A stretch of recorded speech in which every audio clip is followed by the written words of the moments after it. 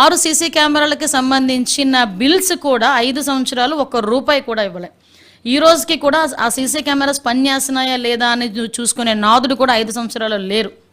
ఇలాంటి ఆశ్చర్యకరమైన విషయాలన్నీ కూడా కొన్ని కొన్ని సందర్భాల్లో మనకు తెలియటం, మళ్ళా తిరిగి ఈరోజు బయటకు వచ్చి ఈరోజు జగన్మోహన్ రెడ్డి గారు బయటకు వచ్చి భద్రత గురించి, అదేవిధంగా ఉమెన్ సేఫ్టీ గురించి మాట్లాడటం, ఇవన్నీ చూస్తూ ఉంటే కంపారిజన్ కూడా తెలియాలనే ఉద్దేశంతో చాలా క్లియర్గా చెప్పడం జరుగుతుంది. ఈరోజు గౌరవ ముఖ్యమంత్రిగా చేసిన రివ్యూలో కూడా చాలా క్లియర్గా సుప్రీంకోర్టు గైడ్లైన్స్ ప్రకారం పెట్టాల్సిన 6 సీసీ కెమెరాలకి సంబంధించిన ₹11 కోట్ల కూడా ఇమ్మీడియట్గా క్లియర్ చేయమని చెప్పి ఈరోజు గౌరవ ముఖ్యమంత్రి గారు ఆదేశాలు ఇవ్వడం జరిగింది.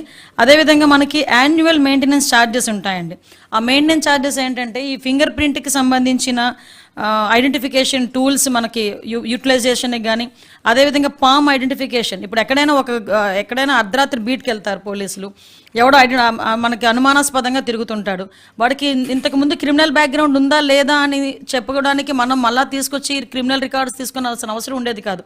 ఈవెన్ వాళ్ళ దగ్గర ఉన్న ఈ ఫింగర్ ప్రింట్ ఐడెంటిఫికేషన్ మిషనరీతోనే వెంటనే ఇమీడియట్గా వాడు అక్కడ ఫింగర్ ప్రింట్ వేస్తే వాడికి ఇంతకుముందు క్రిమినల్ బ్యాక్గ్రౌండ్ ఉందా లేదా అనేది చాలా క్లియర్గా అర్థమైపోయేది.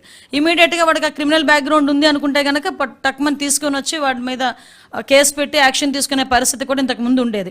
సో లాస్ట్ 5 yearsలో ఆ ఫింగర్ ప్రింట్ ఐడెంటిఫికేషన్ అన్నది పూర్తిగా నిర్వీర్యం అయిపోయింది.